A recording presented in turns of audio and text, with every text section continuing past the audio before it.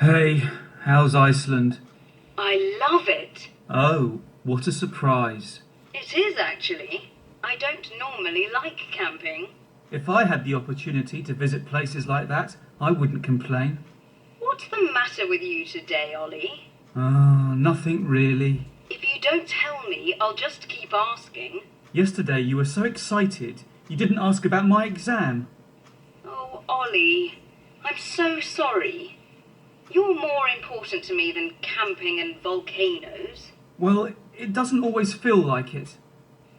If I promise to travel less, will you forgive me? No, because you won't travel less. You love it. And if you travelled less because of me, I'd feel worse, so it's not an option. You don't make it easy.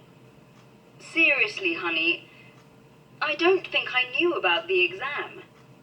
If I'd known, I would have asked. You know that. Well, anyway, have you been near that volcano? What's its name? Even if I had 3 days of classes, I wouldn't be able to say it, I don't think. Wait, I can't say it unless I read it. Eyjafjallajökull. There are about 30 active volcanoes in Iceland. The eruption in 2010 of that volcano really wasn't so serious. If it hadn't affected flights, we wouldn't have heard much about it. There's a bigger volcano near it, with a shorter name too. Katla. I've been to see that. The landscape here is awesome.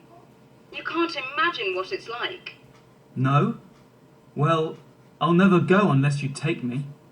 Darling, please. Sorry. What's it like? It's beautiful. Water, rock, ice, lava, geysers. There aren't many trees, obviously. I'll send photos later. Look, do you want to speak to Daisy? Ollie, love. I'll be okay. Let's talk tomorrow. Okay. Hi, Daisy. Hi, Mum.